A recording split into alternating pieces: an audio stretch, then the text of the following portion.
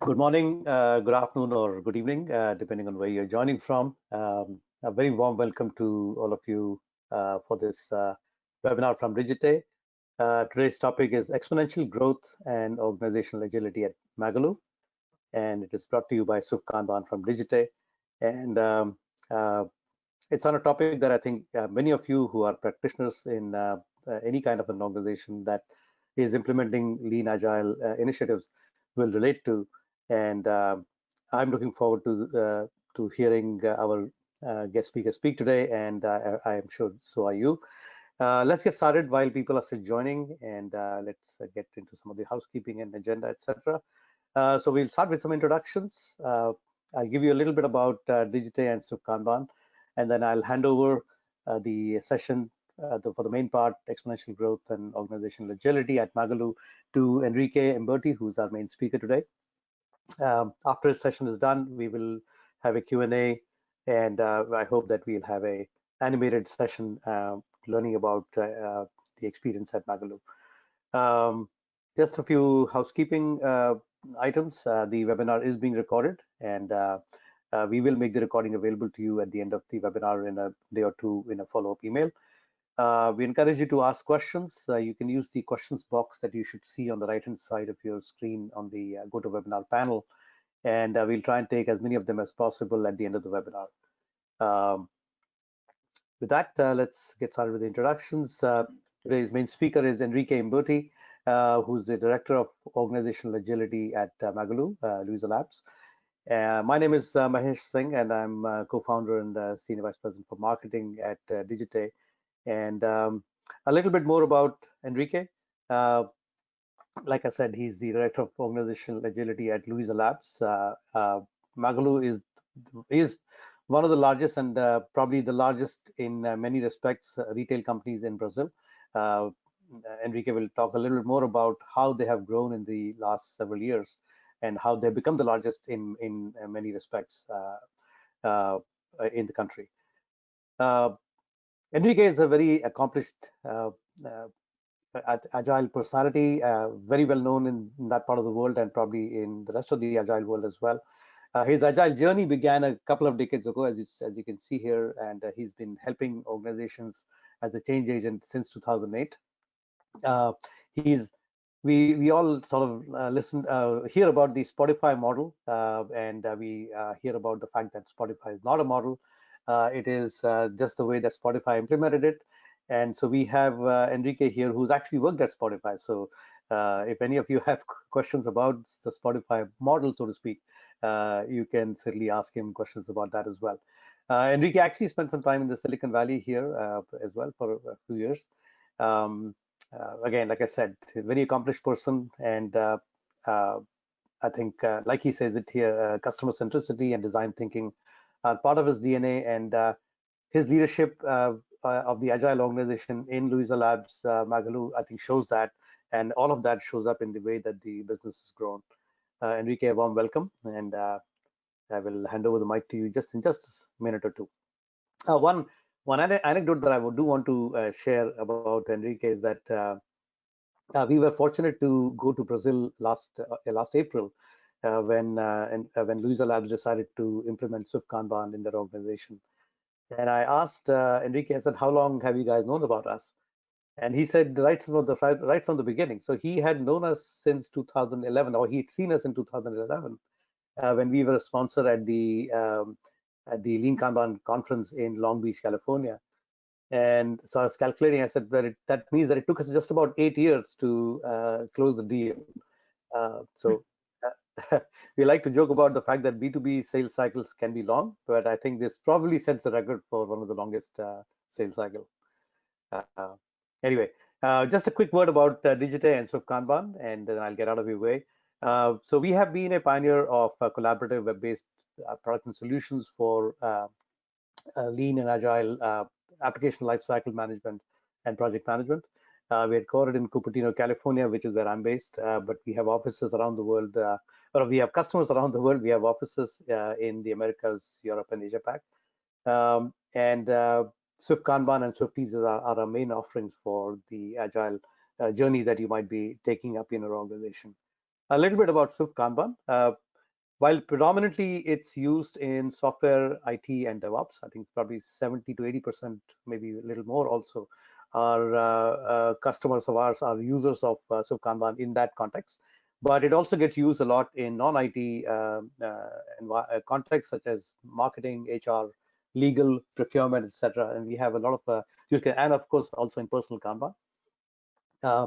One of the key things that we provide is portfolio Kanban, enterprise Kanban capabilities in SWF Kanban, with a lot of specialized capabilities around portfolio management and modeling of hierarchies and of work that you have in your organization.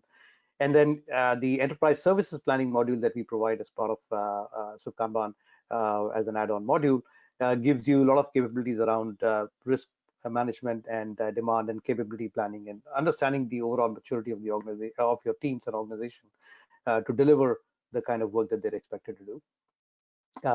Provide a rich set of flow metrics for helping you understand your workflow bottlenecks and to help you improve your overall capability to deliver value to your customers.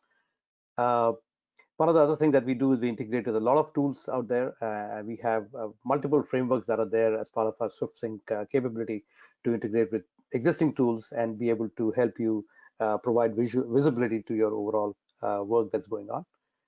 And then just the last slide here to give you an idea of who some of our customers are. And you might recognize a few names here. Our customers range from tens of few people, very small teams, to tens of thousands of users in an organization using a product.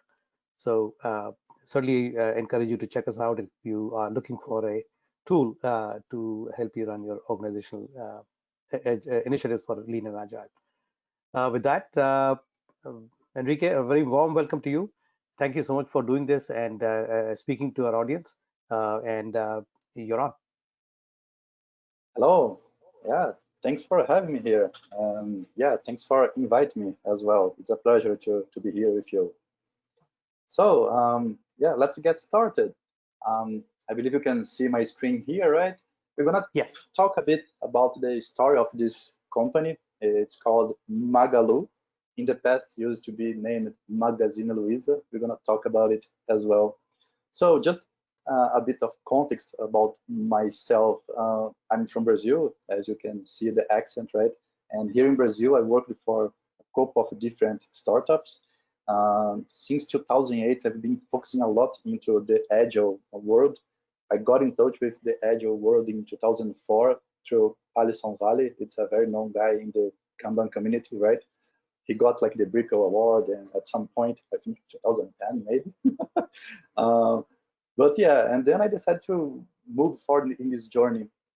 And as Mahesh mentioned, like I joined the Yahoo in 2010, and I had a chance of in 2010. I remember Kanban wasn't Yahoo was an early adopter in Kanban, right? I remember very expressive guys at that time, like Errol Sanders, Corey Scotland, even Jeff Payton. They have been there, like doing some experiments with Kanban. So it was a very rich environment to learn about Kanban. And I remember we had an internal group. Currently, people would call it like a guild, right? A community of practice. We call it like the Kanbaners, like people around the world. Like I have a friend in the US now. He's working for Nextdoor, Keith Norton. So it's very fun to have this connection with people from other parts of the world to discuss about Kanban. Oh, what are you doing in your company? So it's when you work for big companies like that, it's you get lots of connections, right? And then I decided to join Spotify, and after accepting like applying for the role there, I realized, oh, actually Sweden. Oh my God, Sweden! I'm from Brazil, man. I like the warm weather. I don't like the snow. But then I moved to Sweden, and I stayed there for 3 years, and I think it was one of the best experiences I ever had in my life. I could learn a lot with one of the best agile coaches I could met in the world. They were there, like for example, Cliff have been here too, right, doing the flight level things, and very other very nice guys. And Spotify is an exponential organization, right? They have been growing a lot, and I could face this thing until they got into the IPO part. And I was about to move to Boston to do the transfer, and then I was on vacation in Brazil, and suddenly like the Magalu showed up and we start to have some conversations. And I started to reflect, like, okay, I've been working my entire life for tech companies, but what about transforming a company, a physical like company, right? And making it become like a digital platform. Oh, that thing I don't have any experience on that. And I think, oh, maybe it would be nice, right? And the story of the company is very inspiring. I'm gonna tell a bit about it. And then I decided to move back to Brazil and join it. And I've been here for 3 years and a half. So, and just to give some numbers, because Magalu is not so known, right? It's a Brazilian company. Our business are here in Brazil. So maybe if you are in the US or Europe or Australia, you don't know about Magalu, have never heard. But Magalu has been in business for 63 years. So it's a traditional company, right? It has a big legacy here. So they have been doing lots of good things.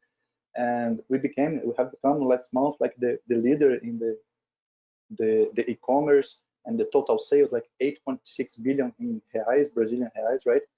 And we have more than 1,000 physical stores throughout Brazil, which for us is a good competitive advantage, because when it comes to logistics, it helps us to deliver like in a short period of time, right? Because our physical stores, they can be pretty much like a distribution center to number of employees, more than 35,000 employees. And when it comes to sellers, because we have opened our platform to have third-party people selling through our platform, we have more than 30,000 people. And the number of products like the SKUs, right, more than 16 million. So it's a huge growth, like in just a few years. Just to use some metaphors here, like to bring some concepts. I like to imagine that you, as a leader, right, you have this terrain, right? You have like something that you are very used to walk through. And imagine that as a leader, your goal is to push this this square, like this cube, right? And you are pushing this cube, but there is no friction. It's doing well. Okay, you can just do it. That's the way things you are used to do it. And at some point you realize, oh man, the terrain has changed, and now I have tons of friction here. To push this cube is gonna be so hard. So what could you do? Could you change the terrain? Like, maybe not, right? You don't know how long this road, how long it is, right? So maybe you could change something about you, and maybe you can. And what is this new terrain? Like, it's the digital world, and that's one of the reasons I talk about like the digital transformation. We talk about the VUCA world, right? Like the volatility, uncertainty, complexity, ambiguity. So and when leaders they start to get into this new world, this new environment, some of them try to change the environment, but you can't, right? Maybe you need to change what is in your hands, in your control, right? Maybe we should have like a sphere, like a circle, like it's easier to roll. You're gonna have less friction. So this is, for me, it's one key takeaway. And what helps you to change this kind of behavior? For example, Agile, like a couple of principles, values, you have some methods, practice, it can help you to pass throughout this uncertain environment. And systems thinking, it's a helps you to become more strategic and to see the effects that you can have, right? But this is hard, it's tough, I understand, it's a challenge, but it's not the entire story. And besides this digital transformation, there is this exponential growth thing. Like, so what happens if you have this terrain with like friction, and it's like it's a hill, it's a high hill, man? If you try to do it by yourself alone, maybe it wouldn't be possible. You need to have the help of others. You need to think even more about the ecosystem. You have to think about collaboration, and you have to think about this thing, like this red thing, like a wedge, right?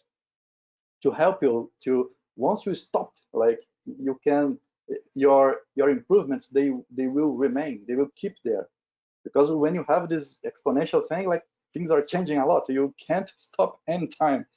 And that's one of the reasons that I say that this wedge here, it helps you to have this like collaboration, have the help of others, And others can be other areas of your company, and even sometimes your competitors. You can have the competitors using your platform too. So it's a change of your mindset, right? You have to reframe some of your beliefs, and you do have some kind. You need to have some kind of agreements, right?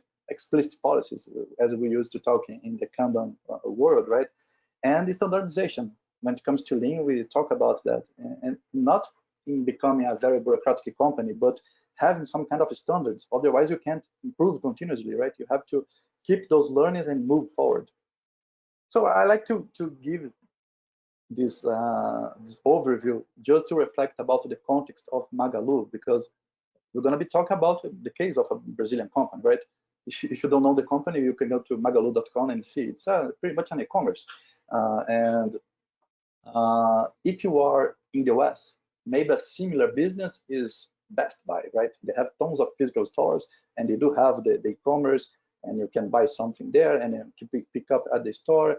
And in the past, as I'm going to show you here, the first store, like 50, 63 years ago, right? The first store was very focused in selling things for your home, right? For example, like fridges, refrigerators, TVs, electronics.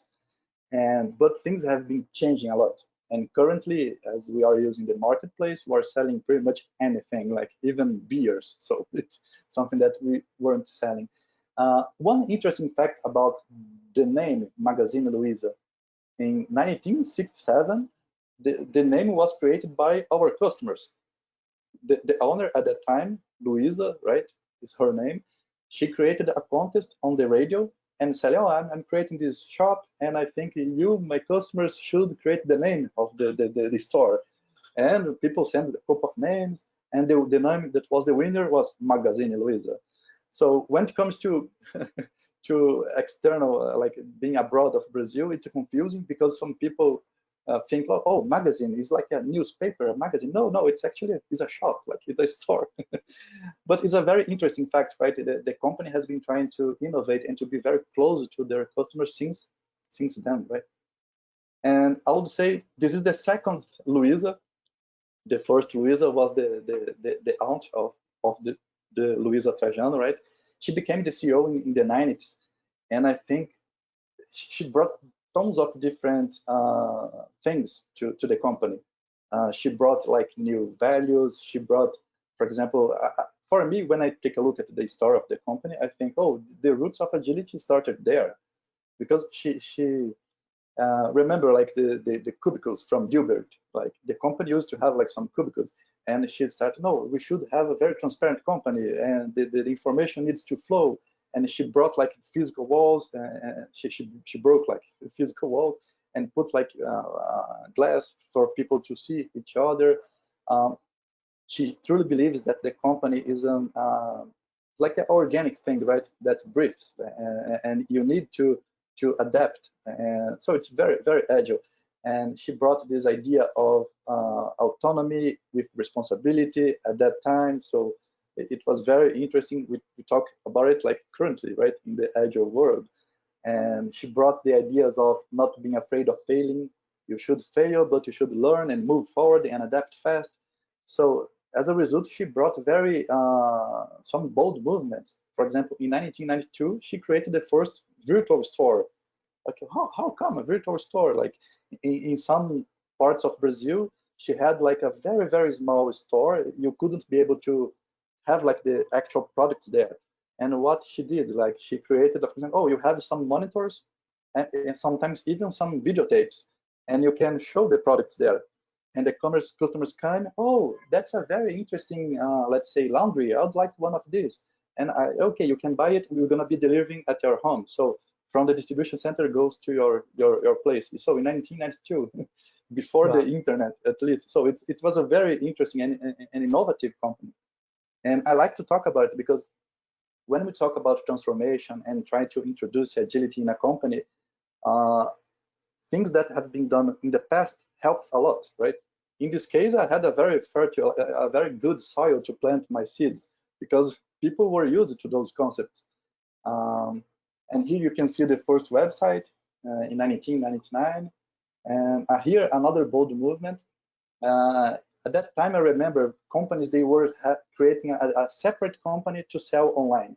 Okay, it's another company here. It's like, and as a customer, if you buy here and if you go to a store to complain about something, no, this is a separate company. It's like, oh my God, but the brand is the same. And Magalu, at that time, they decided to do this bold movement of, no, we're going to be one thing. Because our customer is omni-channel. It has lots of challenges around that, right? Especially when it comes to distribution center, logistics, and so on. But they decided, okay, let's choose the hardest path because we believe our customer, for them, is going to be the best thing to do. And when it comes to agility, right? So I'm talking about Agile even before the Agile Manifesto, right? 2001 to Agile Manifesto. It's the age of the lightweight methods, right? So here just some definition, like agility is ability of organization to renew itself, adapt, change, and so pretty much like the VUCA word, right? And I would say the agility, like the formal agility, as we know, like the Agile, it started at the company in 2011, 2012. It was when the company decided to create a lab, like a technology lab. Because as you could see, the company had an IT department, but the company was a traditional retail, right? And we having an IT department. So around 2010, 2011, this IT department wasn't able to keep the same pace of the market. Like some leaders, for example, Fred, currently he is the CEO of the company. At that time, he was the director of the commerce and the COO, Chief Operations Officer. So he had tons of ideas. He wanted to put those ideas into production, right? And when he tried to interact with IT, it was a very traditional process, right? Oh yeah, we need to do some specifications, understand some analysis, and then start developing. And then after 6 months, 7 months, 8 months, okay, we need to start testing. And once they started testing, oh yeah, things is not what we have asked. Oh, lots of errors. Oh, let's roll back. And then blah, blah, blah, and then 1 year has passed and the things wasn't in production. So, and then they had an idea, okay, let's create something separate. And that's the reason I brought this slide here. It's like, let's create an island, right? The Galapagos Island that fascinated Darwin, right? The thing about this island is it's separate and it creates a proper environment in which like very specific species can thrive, right? They are endemic, they just they just live there. And when you create a lab in your company, it's similar to that. It's because a company, a big company, a traditional company, a couple of years, as the company is a live system, they have an immune system, right? So it is gonna pretty much like kill the new lab. As a result, creating a separate lab would create some time to the lab to create some muscle and to deliver things. And that's what they did, right? Those guys, they at the beginning, they felt, oh yeah, there is a massage room here. It seems that people are not using right now. Let's take take over this massage room. So just 2 guys in 2012, they created this lab, a separate lab, and they were using agile methods, right? I don't know if people can see closer to the room word, you can see a very small Kanban board. So they were using agile methods, and pretty much what they were using was similar to Scrum, like because they had, okay, you as CEO, I need 15 minutes per week from you. And in those 15 minutes, what they said, oh yeah, we need to do some very short planning, understand what we need to do, and I'm gonna show you what we have done in the past week and move forward. So pretty much they had like a weekly cadence doing this kind of interaction with a leader that was representing the customer and trying to put things in production as soon as possible. So as a result, they launched the first product in 3 months. So for the company, wow, 2 guys launching a product in 3 months, and I have an entire IT department, 1 year, they don't launch new things. So those guys are bringing new money to the company. Let's give them another challenge and another product, 3 months, boom, they managed to launch it. As a result, they started to get more responsibility and to make more impact and more responsibility. So that's the story of Luisa Lab, right? As a result, as you can see, the company has been changing from a traditional retailer with an IT department to becoming a digital platform with having this physical presence, because we do have the physical stores. They help us a lot. It's not like online or offline, it's kind of both, being omni-channel, and having this human touch, especially in Brazil. The Brazilian market, people is very about, like, Brazilians very about like relationship. People like to talk, people like to interact, people like to, to exchange ideas. So the company brings a lot of that. Like some people in Brazil, for example, in 2020, some of them are getting their first smartphone, and some of them getting their first credit card, and they go to a Magazine Luisa or Magalu shop to do that. And having this human touch is very, very important for us. And here I brought a timeline just to give a perspective, like 2012, right? The creation of the lab, like the island. And 2014 was when the island was, okay, we need to approximate this island from the company. You guys, they were pretty much like research and development. And now you have to take over the e-commerce.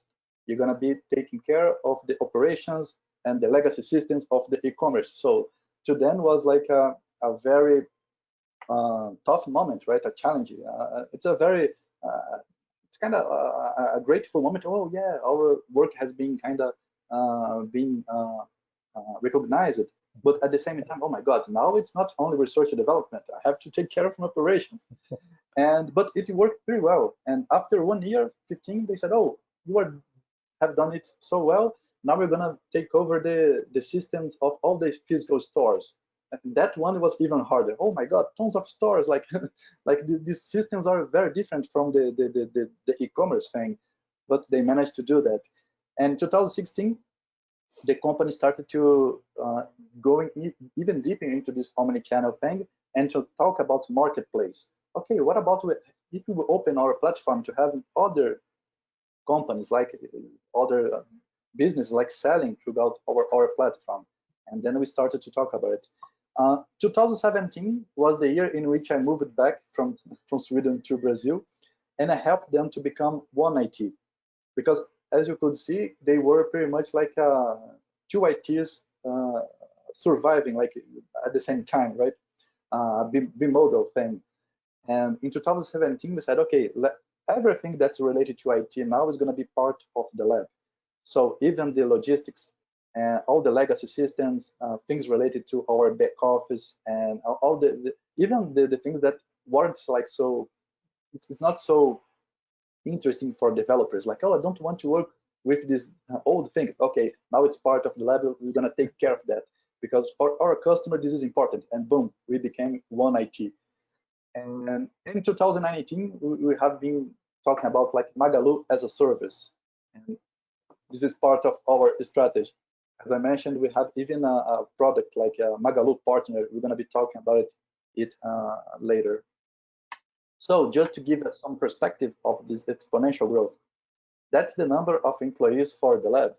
At the beginning, like 2 guys, and then 5 guys, boom, boom, boom, 2017 when we joined the forces, right? And currently we are more than 1,400 people. But compared to the company, 35,000 employees, is just a small part of this, but we have been growing a lot, and it has been helping to bring a new money to the company too, right? And when I joined the company, we created this area of organizational agility, because as you could see, they were using agile methods, agile principles since the beginning of the lab. But 2017 was the year, okay, man, from now on it's going to be growing a lot, and maybe we should be talking about it in a more professional way, have more more people like helping to do this. And then we created this area. And then one of my challenges was like, okay, I was at Spotify, like I was surrounded by the best agile coaches that I ever met, right? And then, okay, I'm in this traditional company by myself. I have to create a team of agile coaches, and it was a challenge. I had to take some people from inside the company and try to form them to become agile coaches, people that kind of had this kind of passion or had some kind of experience, and I had to hire people from the market too. So 2017 was a year in which I helped them to move from becoming Scrum Masters to a broader concept. because at that time Scrum was pretty much, some people felt, oh yeah, Scrum and Agile, they are pretty much the same, right? And I could help them to expand their their vision. Like, no, think about the Kanban method, think about this, think about Lean, and think about other things. And but 2017 was the year in which we had to focus a lot on Luisa Labs, because as I mentioned, they were becoming one IT. So just to give a perspective, the traditional IT, I have people there that have been working for the company for 30 years. And in my mind was like, oh my God, my 30 years. Like at that time I was 36. It's like, man, it's alive. And the guy has been working here. And now I have to help this guy to work with agile methods. Oh, what a challenge. As a result, to become one IT, I had to spend a lot of energy on that. But it worked well. And in 2018, I changed it a bit. I tried to have like one agile coach per tribe. Of course, the company, as Mahesh mentioned, the Spotify thing has been getting so much like attention, and people wanted to have like the names, like, oh, I need to have a squad, oh, I need to have a tribe, and that's the names that people started using at the company. I said, look, this isn't the most important thing. The important thing is to have like trying to have end-to-end like flows and so on, and having think about your customer. But if you like the name, do it. But and then we have tribes, like a couple of squads together working a mission. And then I try to allocate one agile coach per tribe. Because before they were like, oh, I'm a scrum master, I work with just one development team, just one squad. And I help them to have like a broader context, like to have a more systemic view, I would say. And then we started working in other areas too, for example, because my mission is for organizational agility. It's not agility for IT, right? And we have to think about the flow.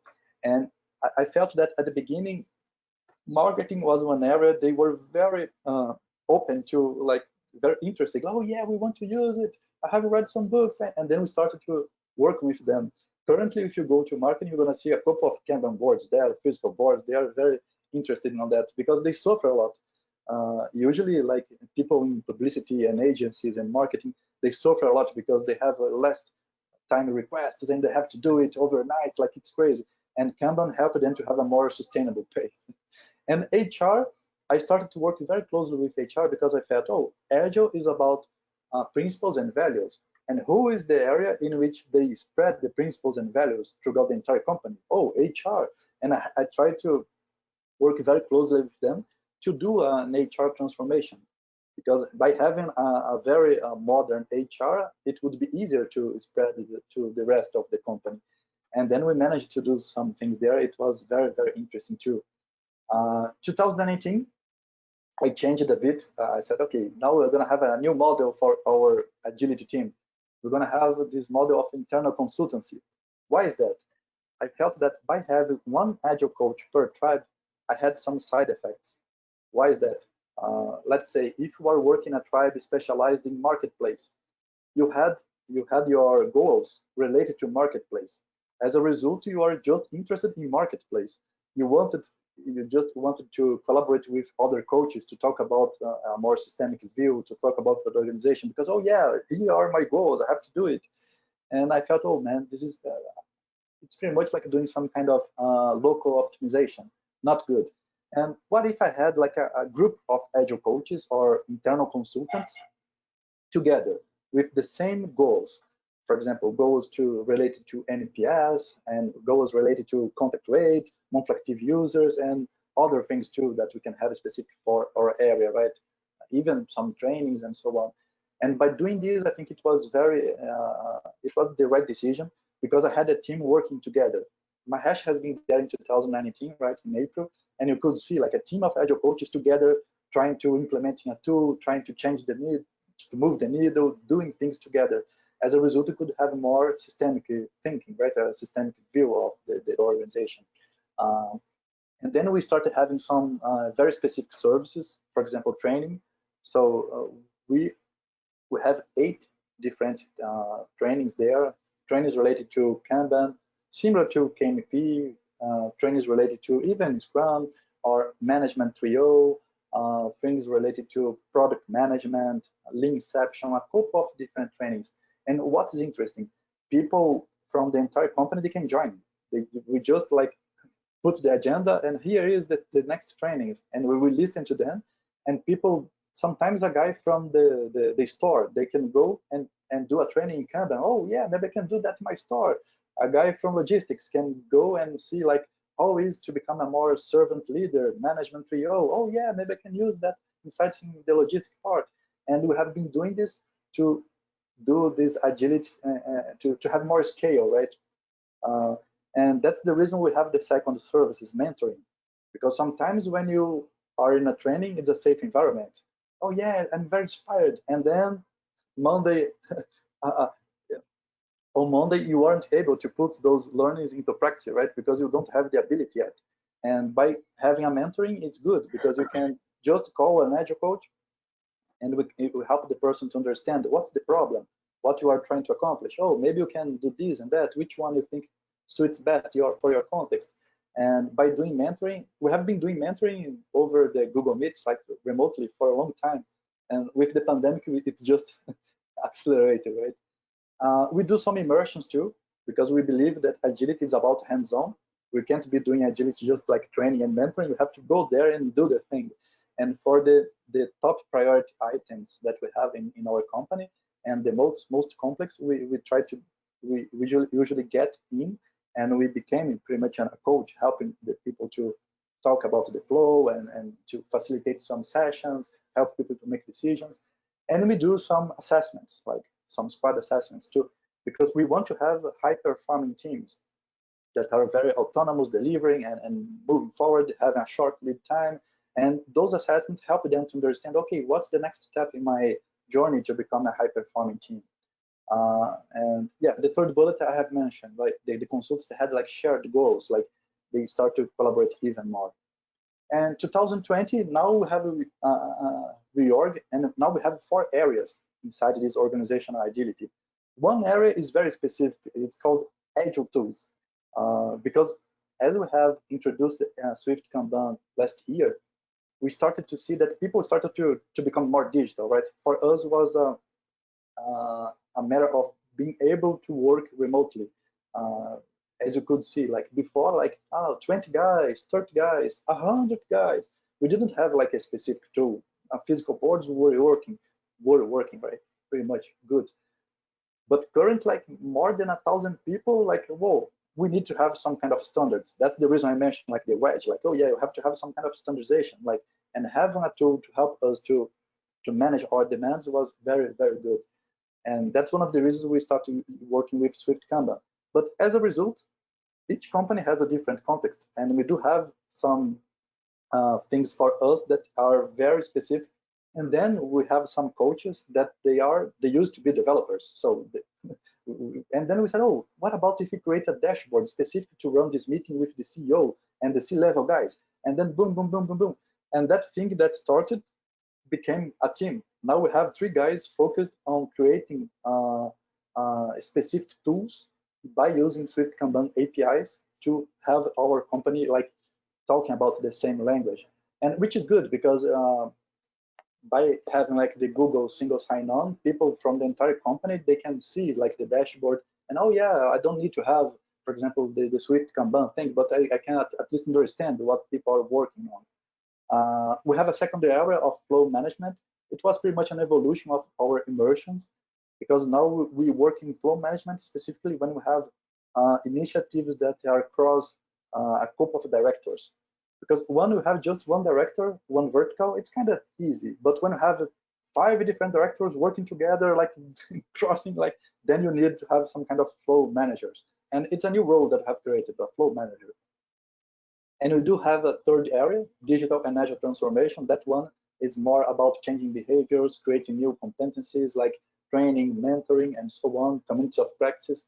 And the fourth area is the IT governance. We talk about like metrics, CapEx, OpEx, things around those lines to make sure that we're moving forward.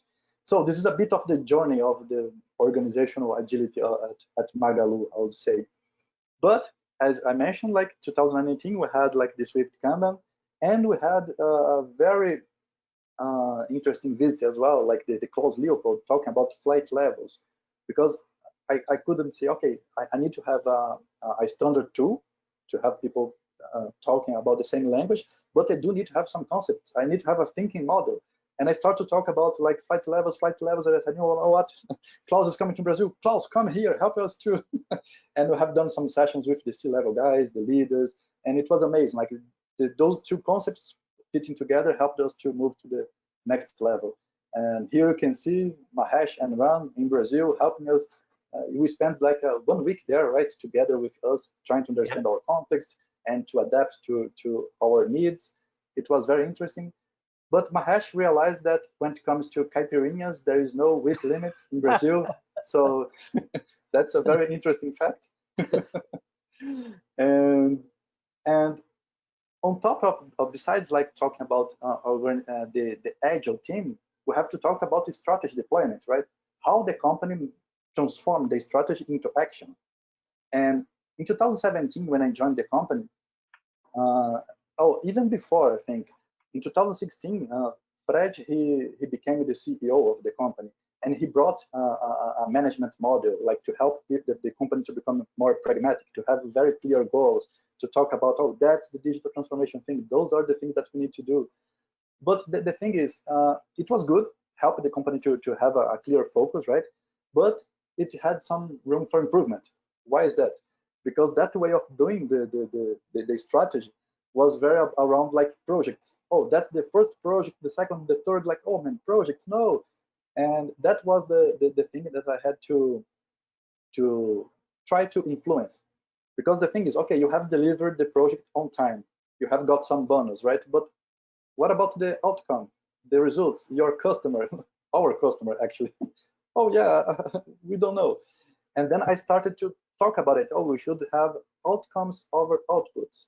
Maybe having something more inspired in OKRs or something along those lines would be better for us. Another thing, like long feedback loops. That planning, that was good.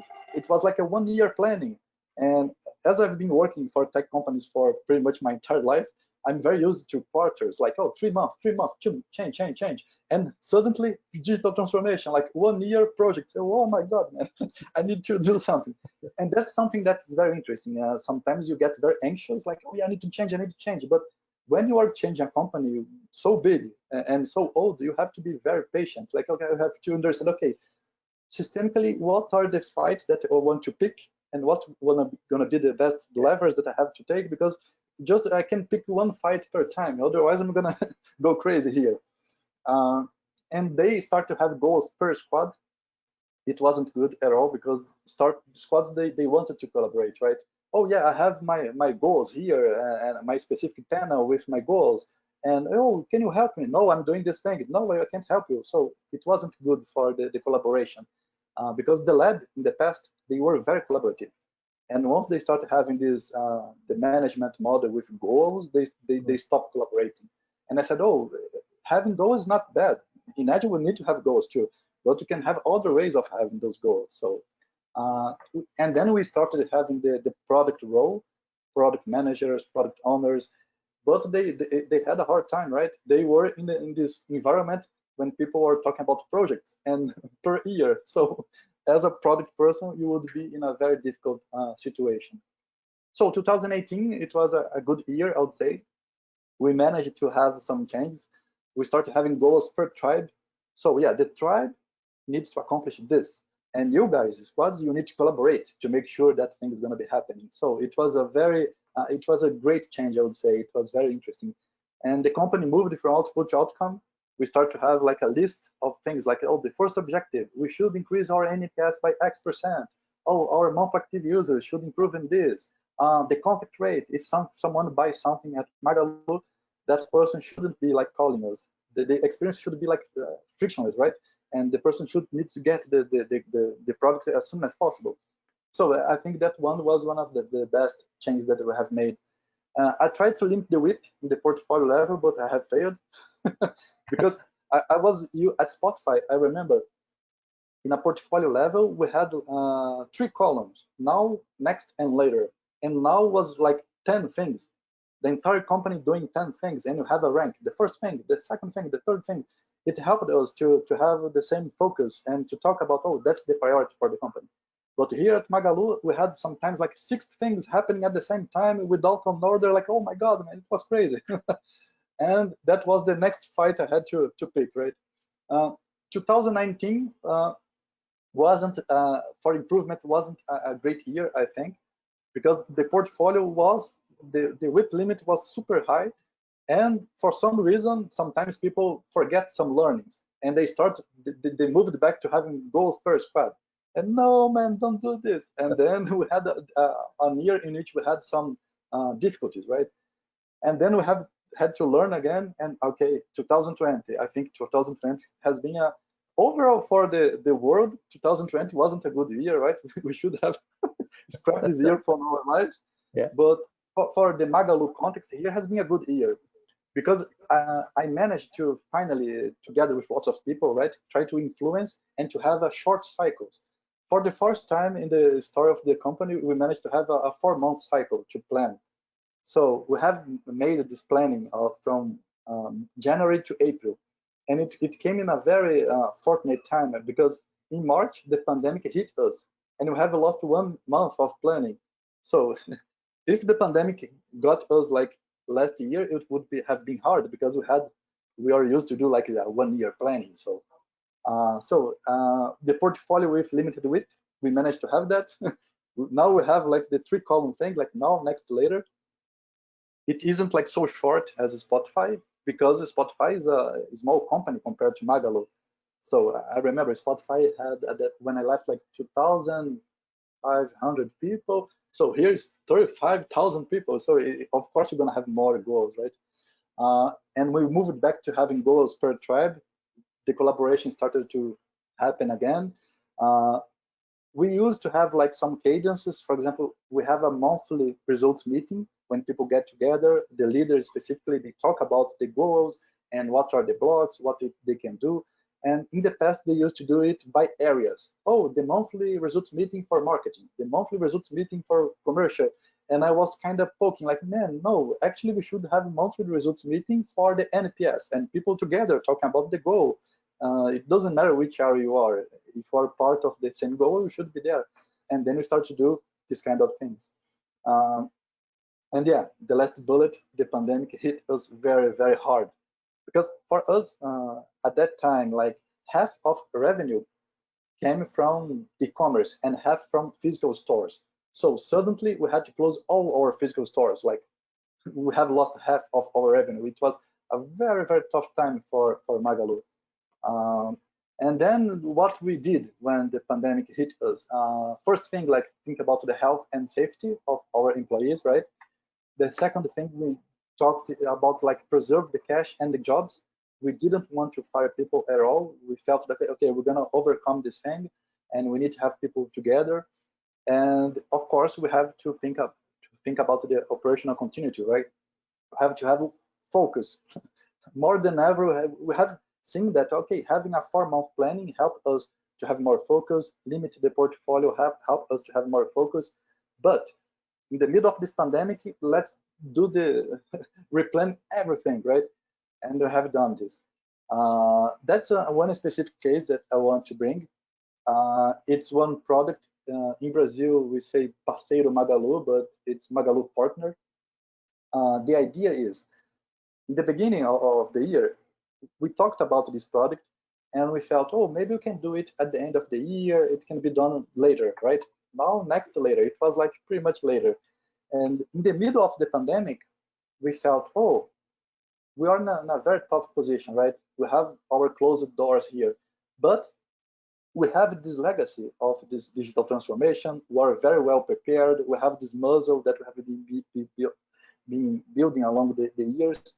But for some small businesses, they are pretty much like in a very bad position because they have closed their doors and they have zero revenue, and they aren't digital. And we felt, oh, what about this Magalu partner thing? Maybe we should do it as soon as possible, like as fast as possible. And I remember it was in March the 17th, like the CEO talked to the director of the marketplace and I said, man, we have to get together. Let's make it happen because it's going to be good for them and it's going to be good for us. It's going to be good for the entire ecosystem. And the team got together. We created a WhatsApp group, and people from different areas collaborating, the commercial and the legal and marketing and technology, of course, because it was a very tech heavy thing, right? And the thing about the Magalu partner is, if you are a small business and you are totally offline, you can apply for to join our platform. You're gonna get your catalog of products. You're gonna expose in our platform that you have a reach, right? We reach the entire Brazil, and you can help you even to deliver your product. So it was very, very grateful for us to see like people join us. We have done a partnership with Sebrae. Sebrae is an organization in Brazil that helps small businesses. It's from the government, and we have joined forces to help those small business. And we had some cases in which people they said, "Oh, now I have 40% of my revenue back due it to Magalu partner. I was about to close my doors and get like bankruptcy, and now I have some air to breathe, right?" And we managed to launch this product, Mahesh, in 2 weeks, like Right. March the 31st, like in 2 weeks, boom, boom, boom, working together. So for me, this is a great case of organizational agility, because people, they weren't talking about, oh, maybe we should use Scrum or Kanban. No, forget it. Like, let's just be agile, man. Let's get together. Let's make things happen. Boom. Let's take a look at the Swift Kanban and the Agile Tools, and boom, boom, boom. Let's make it happen. Short feedback loops. And the company that had this like yearly planning moved it to 4-month planning, and now suddenly like weekly plannings, and sometimes even daily planning. So I would say that the pandemic helped us to accelerate things, even for us, right? For some companies, they were starting to accelerate, but for us, it was it was a boost, right? And that's the thing that we believe. We want to make Brazil digital. We believe that our digital transformation, we have been done a great part of this, right? But we want to help Brazil to become more digital. And here you can see, okay, but how those things work, right? We're just talking, but we try to follow the flight level activities. For example, the first one, visualize the situation. To visualize the situation, we use Swift Kanban. You can see like we do have like the strategic level, we have the coordination level, like the program boards, and people collaborate a lot, cross-functional things. And we do have like the operational thing when we have the squads like doing their part. And visualize the situation helps a lot, because you could say, okay, that's the initiative that we're doing right now. Yeah, on top you can see like some charts. It's something that we have created to see like the dependencies and the blocks, and in a visual way. The second thing is to create focus, and that's the part that I mentioned that we have developed with Agile Tools, our internal tool. It's a dashboard with the goals that we have, like, okay, that's the first goal for the company. And then we get some data from Swift Kanban. You can see, okay, that's the initiative card, and then you can navigate if you want. But here it's a very executive visualization, because it helps some executives, to people that even though it doesn't use Swift Kanban, just to see the information. And creating focus for the entire company has been very, very great. The third thing, we establish agile interactions. As you can see here, we're running a meeting in a remote mode. And then we have helped people to have different, for each level, to think, okay, what kind of events I need to have for each level, and who should be present there, who should be representing, and what kind of things we discuss in this kind of meeting. And then the fourth one is measuring the progress, right? And we do love like having burn-ups. We like to have some tendency lines, and we work with some probabilistic forecasting as well. Here you can see even some green and red on the bottom here. It's the reality checks, because we like to cross. For example, we have, I talk about the code metrics, for example, throughput, lead time. Those are code metrics we're getting from the system. But what about the warm metrics? What people are talking in their hearts? Okay, how confident you are when it comes to delivering this initiative at that time. And then we let the team vote and to explain why is that. And then by having these colors, we can see, oh, this team is very confident to doing this. Sometimes you can see that the confidence is dropping, and we as leaders, we can act, right? For example, sometimes you can act by alleviating some kind of bottleneck, or removing some impediment, or help them to reduce the scope, remove some features, and sometimes even to negotiate the date. Oh, we do need to deliver on this date? Maybe we can negotiate with others and to postpone for 1 week or two, and as a result, you're gonna increase your confidence. And the last case is, man, we can't do anything. Let's just work harder. But this is the last option, right? It's just happened after people have discussed a lot about other things. So that's the way we have been operational our process here. Here you have the new version of our Agile Tools. Of course, I had to remove the data because it's sensitive information, right? But just for you to take a look, you can see the rank on the left, like the numbers for each item, and then we use a lot of tags from Fifth Kanban. For each tag, we can put together people around an initiative and see what kind of cards it's part of this. You can see how complete this initiative is. Actually, the goal, right? We talked about the goal, because the goal usually it's related to outcome, and the cards are pretty much outputs and things that we're trying to do to move that needle, right? And then you can, if you click on that chart, you can see burn apps, you can see the roadmap, and now we can even organize by risks, what kind of risks we have here. So it's very interesting. So this dashboard has been, anyone at Magalu, 35,000 employees, they can see this dashboard and they can interact and can make decisions around it. So it's very, very good. And that's part of our strategy now. We're becoming an ecosystem. As I mentioned in the beginning, we were very famous for selling refrigerators and stoves and electronics, TVs, and now we're selling pretty much anything.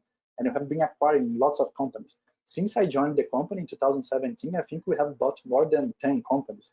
So that's one of the reasons of this exponential growth. So currently we have bought companies that work with logistics to help us to deliver faster. We have bought companies to deliver even food.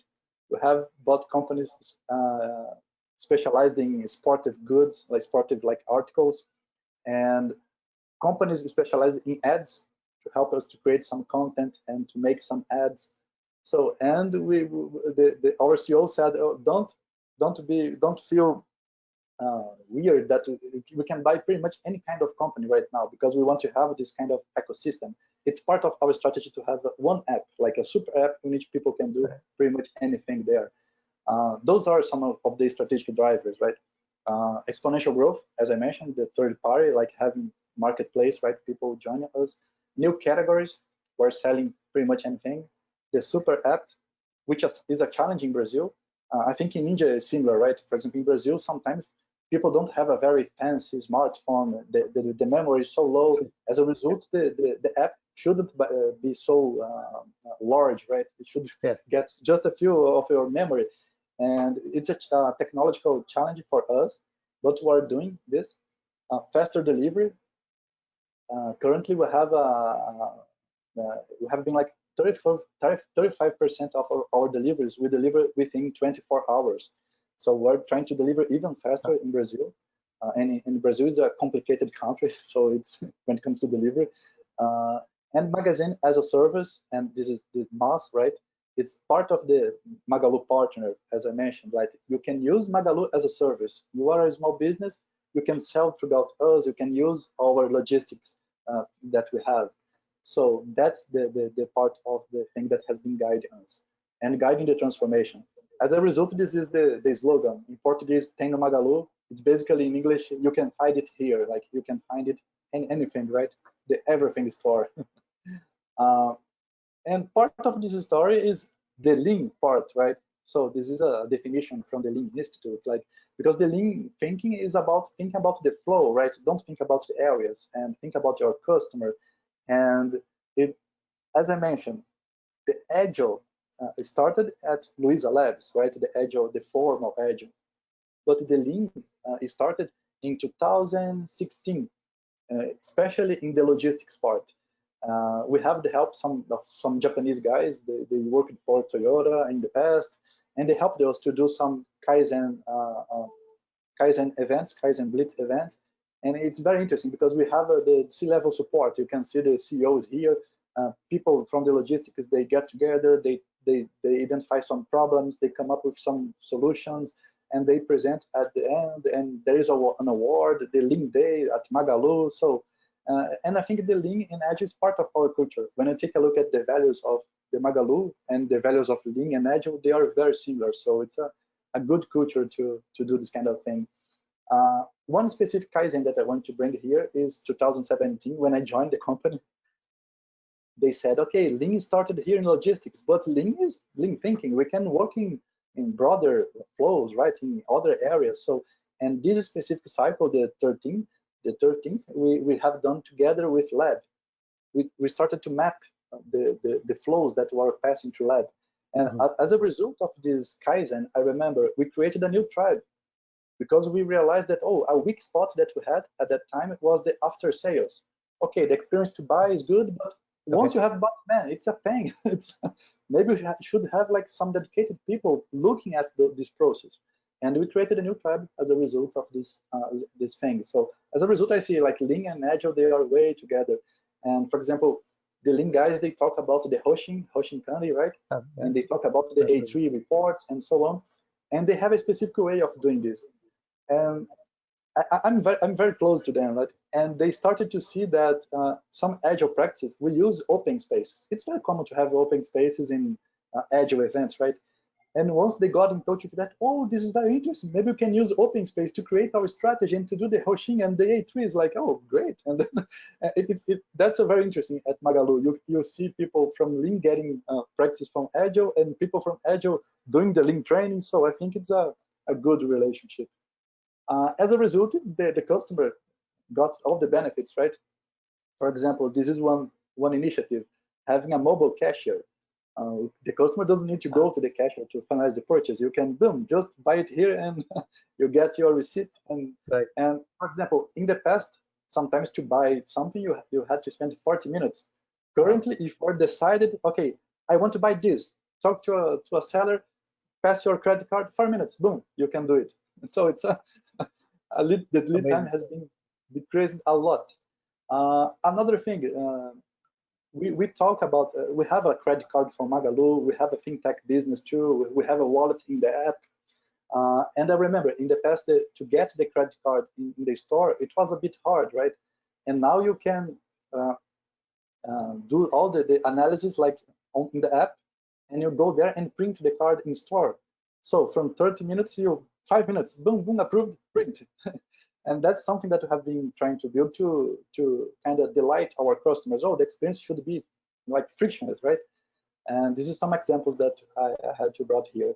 And here we have some results. We have just released the second quarter of this year. When it comes to the e-commerce growth, you can see 182% compared to last year. So it has been amazing, right? And the marketplace itself has been growing a lot, specifically when it comes to Magalu Partner and having tons of business selling throughout our platform. The number of products SKUs, right? You have like 115% increase. So it's a technology challenge as well, like the database and the bandwidth and everything, like tons of things to manage, right? The number of sellers now have 32 million. So 32,000, sorry, compared to before. And as a result, the market is kind of recognizing ourselves too. And 2015, the stocks was like pretty much like zero, right? People weren't believing in Magalu. And after doing this digital transformation and doing these lots of actions that I have mentioned, the company has been one of the cases of the Brazilian stocks that has been like increasing a lot, like it's crazy. And then to finish the presentation, some key takeaways. When it comes to the new normal, I believe the short feedback loops is the killer thing for us, right? As I mentioned, the 4-month strategy helped us to deal with weekly plannings in the pandemic. From monthly results meeting that we used to have, now we have bi-weekly. So even the company in the C-level, they had decided to And the new normal, like the pandemic, is pretty much gone, but we now we have decided, oh yeah, it's way better to do this instead of monthly, and I think it's good. And having decision makers present and available, they have realized the power of doing this, especially during the pandemic and the Magalu partner. And discovery and delivery, when it comes to the product, it should be continuous, right? In the past, we had some problems with, okay, the discovery is not totally mature and we're going to start delivering, and we had tons of waste. And at some point, people thought, oh, let's do all the discovery to do all the delivery. No, they are not separate things. They are pretty much happening at the same time, like just enough discovery, just enough delivery, and then boom, boom, boom, and improving continuously. And product management is not about building things. It's about working with teams across the company to drive product success. It became even more clear along the pandemic, right? The product managers talking to everyone in the company. And by doing this in a remote world, it was kind of easier for us to book meetings, because in the past there was this kind of the belief, a limit belief that, oh yeah, to do a good session, I have to put people together in a room. And Right. we're a multi-site company. We're in different cities. Sometimes, yeah, you have to buy a ticket, I have to go there, and to find the right time, it was people keep like postponing. And currently, guys, tomorrow let's make a session, boom, boom, boom, and then we can have like 50 people in a room and boom, doing the discovery thing and moving forward. For us, has been great, the digital world. Like, and as a result, you have to be good at writing, right? Because you have asynchronous communications. Sometimes people weren't there; they have to catch up later. So it's something that, as you are not present physically, you have to leave like the documentation for other people to. For example, this webinar we're recording. Maybe I'm not present now, but I can watch it later. Right. It's something that product guys have been reflecting a lot. And when it comes to transformation, I would say be patient. Transformation takes time. As I mentioned, like the lab has been here for around pretty much 10 years, right? So be patient. And you are going to face resistance. Yeah, and you need to learn how to deal with that and how to overcome it. I would say in the Kanban community, we talk about Bruce Lee, right? Be water, my friend. If you have a rock, don't try to break the rock. Just overcome it and find another way. You have to choose which fights you have to pick, right? The third one, respect the legacy and the people. As I have joined the company, I can't be the smart guy in the room. I can't be, oh yeah, I'm bringing the agile. This is way better than what we have done. No, don't do this. You have to respect people. If the company has been here for 63 years, they have done tons of good things, and have to respect that and have to accomplish them. But what you have to do is think about have a growth mindset, right? What got us here won't get us there. If you want to think about exponential growth, digital and digital platform, we need to have new behaviors. So respect that what we have done, but be open to do something different from now on. I think this is a very interesting takeaway. And it doesn't matter what you have done. If you are growing exponentially, things will break. That's one of the reasons that I don't believe like in a specific model or framework, because man, once you put here, like, oh man, it's gonna break, right? You have to have continuous improvement. I think that's the key takeaway. And as I have worked for Spotify, usually people come, oh, Spotify model. For man, continuous improvement, it's way bigger than Spotify model. You can get inspired. Even for Spotify, actually, I don't know what is Spotify model. Maybe it's what people call guilds and tribes. Maybe it's that, because it actually doesn't exist, right? But even for Spotify, it was like a 2012 paper. It's old. Man, we were in 2020. I'm not in Sweden. I'm in Brazil. It's a big company. It's different. It's not a streaming. So forget Spotify. Let's think about our problems and continuous improvement on top of this. And this is an illustration from my friend, João Reis, from the story of Magalu. Since the beginning, the land of old tales in Franca, the countryside of Brazil, when the company was founded. And then the digital transformation hills, we had to face the years like 2011, 17, 18, and then 2019, when we had the visit of Klaus Leopold and Mahesh as well, to help us to have this system in place. And having those systems in place helped us to pass throughout this pandemic thing, the lands of chaos. And now we have pretty much overcome it. We're in a good place now compared to March, April, right? And looking at the new horizons. And what we want is to make Brazil digital and to think about the entire ecosystem and to make like the customers, our employees, and some suppliers, everyone to be happy in this the pipeline, right? Thank you. I love that visual. I love that visual. Oh, that's what a fascinating story. What a fascinating story, and especially the fact that in this last 8 9 months, when the whole world has come to a stop with the pandemic, Magalu has seen exactly the opposite in terms of the way that they've been able to, just completely use it to their advantage and be able to grow and thrive. Um, Lots of questions to lots of points to discuss based on the presentation, and I'll encourage folks on the call to go ahead and ask questions based on what you've heard so far.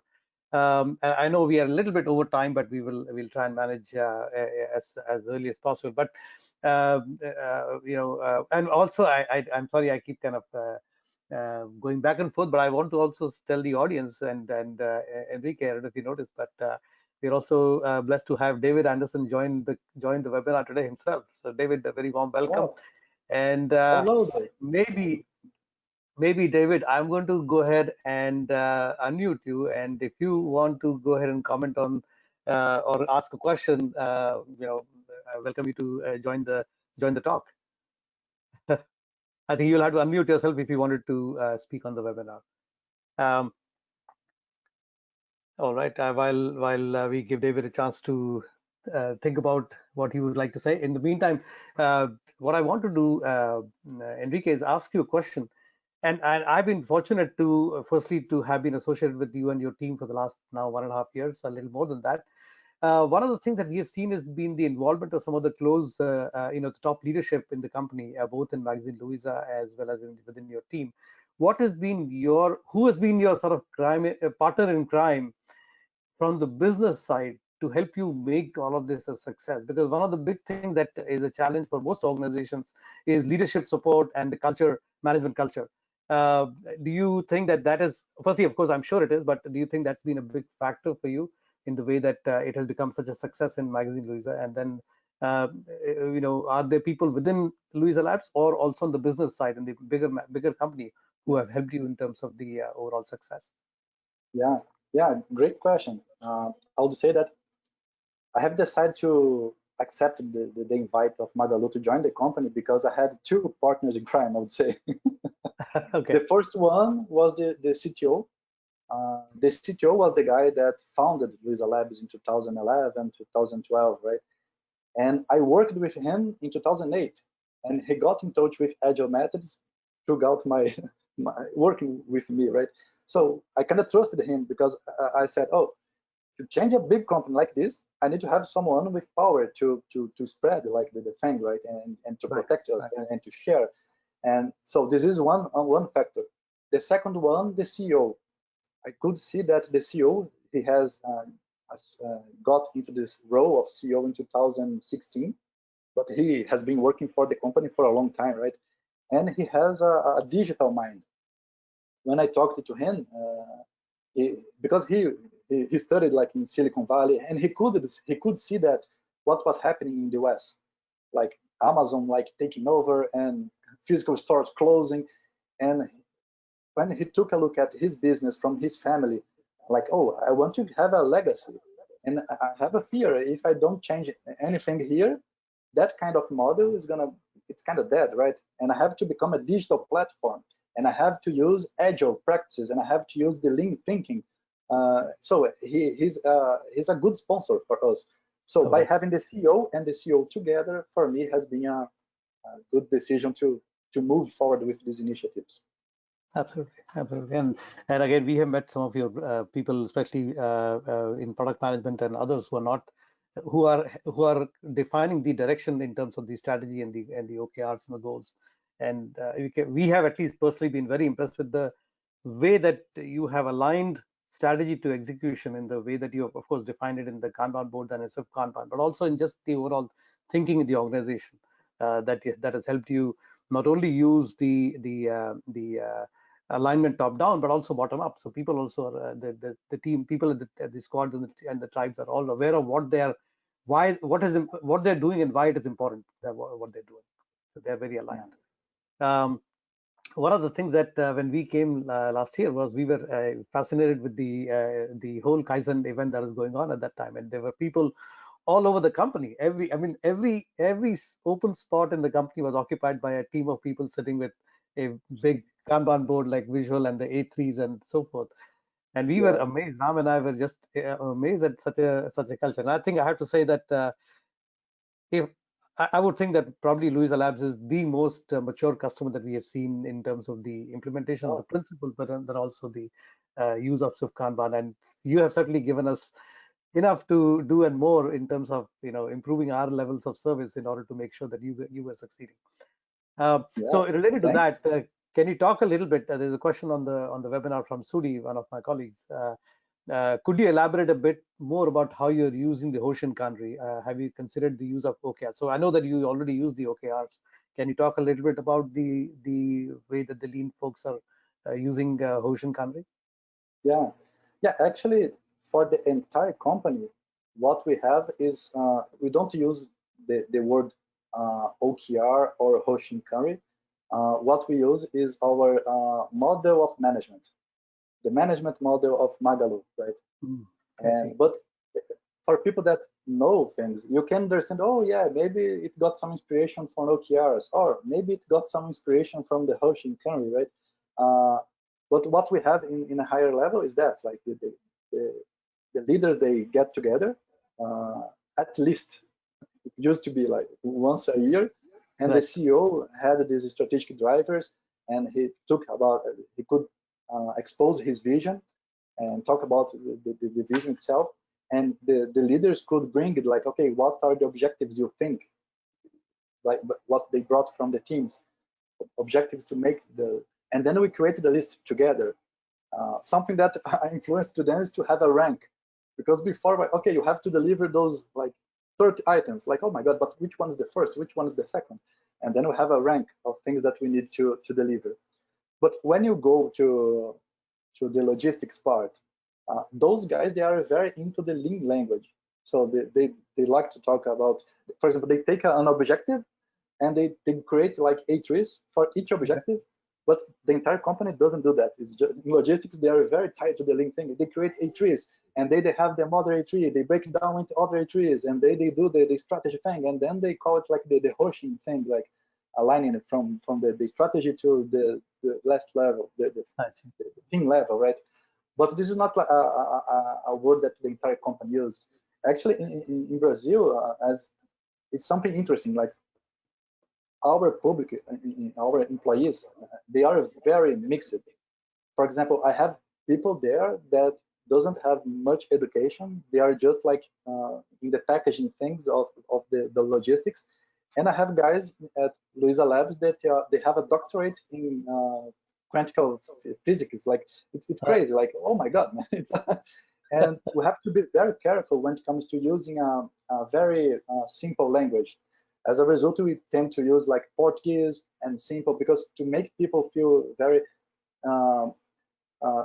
close to what has been said, right? Because if I start talking about, oh yeah, this is OKR and Hoshin and sort of, and people, oh my god, what's that? Oh yeah, this is the model of management of Magalu. Oh yeah, now it's better. I understand. Okay. I think that's it. Wonderful.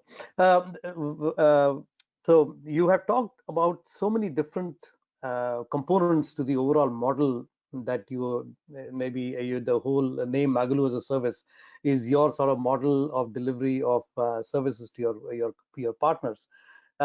It has got, I mean, for you to have launched Magalu as a service, there were lots of components of lean and agile thinking and collaboration and management support and all of those things, right? These are all sort of building blocks of the way that you ultimately been able to get to a place where you're delivering Magalu as a service. Do you see that as a new version of a model that you think that might be replacing the Spotify model, that people can say, hey, if we adopt all of these things together, I'm going to be successful as a lean and agile as a lean and agile organization. So have you thought about that? No, I have not thought about it. Yeah, it's so specific, but it do happens when you are kind of becoming a leader in your market. You do have other competitors trying to copy you, and Right. sometimes we do something and you have another competitor, they just copy things. But I think that's the thing even about Toyota, right? Sometimes people try to copy specific practice there, but Toyota is way ahead. Like, and it's difficult to copy the values, the principles, the understanding of why you are doing this. And that's what we believe. We have a very clear strategy, and we have values, we have the culture, which is difficult and it's hard to copy through, right? Absolutely. But I haven't thought about your question of having like a specific model for. Something to think about for the future, I think. Yeah, Uh, One other question. So, if you listen to the story, and it's a fantastic story, especially of the growth that the business has been able to achieve because of all of the things that you've done. What about the other side? What are some of the biggest challenges that you've faced, or maybe some examples of something you tried that did not go very well, and then you had to make. You did talk about WIP limits at the portfolio level, but other than that, yeah, or in addition to that, are there other things that you might want to give people a warning about that? How to kind yeah, of handle those failures. yeah. Actually, there are more failures than successes. Here, I brought some parts, right? But for example, having the 1 year planning for me was a big detractor for the agility of the company, right? Okay, just one, the chance of learning along the entire year. Oh my Hmm. God. Um, and we do have some issues when it comes to, because we're still in transformation, right? Yes. What we have been doing is the technology and product has been kind of mirroring the company. Oh, now you take care of the commerce, now you take care Hmm. of logistics, now you take care of this and that. But there is the traditional business side of the company. And this is a challenge up to now. What we have been trying to do is to create business units to make sure that, okay, let's imagine we have a business unit in marketplace, Right. and you have all the skills there, like technology, product, commercial, everything inside the one business unit. Because currently sometimes you have this feeling of, oh, this is the lab part that should be done, oh no, this is the commercial part that should be done. They are not the same, right? But I truly believe in the future, maybe lab won't exist anymore, maybe, or it can be another thing, it can become a research and development again. But I do believe that tech companies, what I have been looking in the marketing and what I've seen is that, like, you have the entire end-to-end flow. And for me, this is a challenge. Even inside lab, for example, I mentioned that people like to have the name squad and so on. But sometimes our squads here, they are way different from a squad at Spotify. Right. Sometimes they don't have all the skills needed to deliver something. And they are created and they do have dependencies. And I don't believe in zero dependencies, right? We're always going to have dependencies. Right. But when you create a squad, you should strive for having the less amount of dependencies as possible. Uh, and it's related to the way you organize, you design your organization, right? So this is a challenge for us, the way we have been organizing, even in the business and in our side, our teams. Um, I would say that the fast pace in which we change things. I mentioned that sometimes we have some learnings, and then next year we have forgot what we have learned, and then we move back to the like the muzzle, right? Right. So this is a thing that we still trying to find ways of, okay, how can we keep the learnings like that we had and move forward and make different mistakes. For me, this is something that I haven't solved yet when we have such a large company. So Okay. those are a couple of failures that I would say, like, or challenges that I'm facing now. Challenges, certainly. Right. Certainly. So one last question from my side again, which is something that we have noticed in our interactions with customers around the world. And you have worked personally in Brazil. You worked in the US with Yahoo. You worked with Spotify in Europe, and you've seen different cultures, different societies. And one of the things that we were struck by when we visited Brazil was that it seemed like a very warm culture. It is very collaborative, very adjusting culture. People would be willing to listen to you, work along with you, uh, try and learn. All of those things came very clearly as a even though we were of course there for a short time, but we've been working with your team for a very long time. And I think we've seen this sort of difference of cultures across countries and maybe across different societies. Do you think that's played a big role in the way that you may have seen? I know for example, you worked in Yahoo, and I know that I've known several people from Yahoo who were trying to implement Kanban and Agile for a very long time and without success. I don't know what the current status is, but I know that they had many challenges for many years, and not just in the US, but across the world. So it is their company's culture or just the way that they were growing at that time. And maybe it's not fair to take just one example, but having worked in different cultures, do you feel that there is that does that play a role in the way that something like this becomes successful? Yeah, yeah, that's a very interesting question. Uh, yeah, the culture, I would say it needs to, uh, it tells like the way you need to behave in an environment. Hmm. For example, the Kanban initiatives that I've seen in Brazil, they have been growing a lot, Yes, even compared to other countries. And correct. maybe there is a couple of reasons for that. Brazilians, as you mentioned, they like to have this kind of closer relationships. They like to collaborate, uh, and having a board. I think are things that are good, right? To have this kind of discussions. Uh, some other cultures I have faced, they are more tend to be more closed, right, or more individual, and like Right. thinking about like very specific or very competitive, like, oh yeah, I have to win and that's me. And as a result, it's difficult to have this kind of thinking in flow. And uh, another thing that's interesting compared to Brazil is that I think people are more open to do other things. Like, oh Ah, yeah, I can act in the flow. Oh, I can develop here. Oh, I can test there. I can do this. I can do that. Yeah, let's work together. And some countries, it's more like, no, that's my job. That's my job description. No, no, I can do this. I can do that. Like, oh my God. And then it's hard. But by using the Kanban method, you like be water, my friend. You can uh, yeah. uh, move, right? But for example, in Sweden, it was very interesting. Even comparing Sweden to the US, like the two cultures, Okay. Yeah. Spotify had some challenges when they had to, because Spotify is a Swedish company, right? And the Swedish, they are very into like the teamwork, working together. They don't care about the hierarchical levels. They just Uh-huh. doing things. And in the US, it's different. Like, oh yeah, accountability, individuals, and boom, let's deliver results. Like, uh, I think Swedish, they are more into consensus, like discussing ideas. And in the West, they are more pragmatic, like, Lord, what you have to do, this.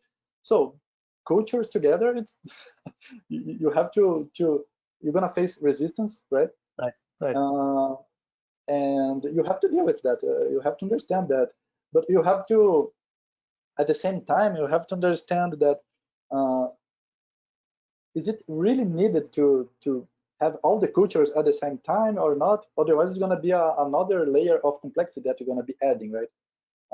For example, we're here in Brazil, we have this team.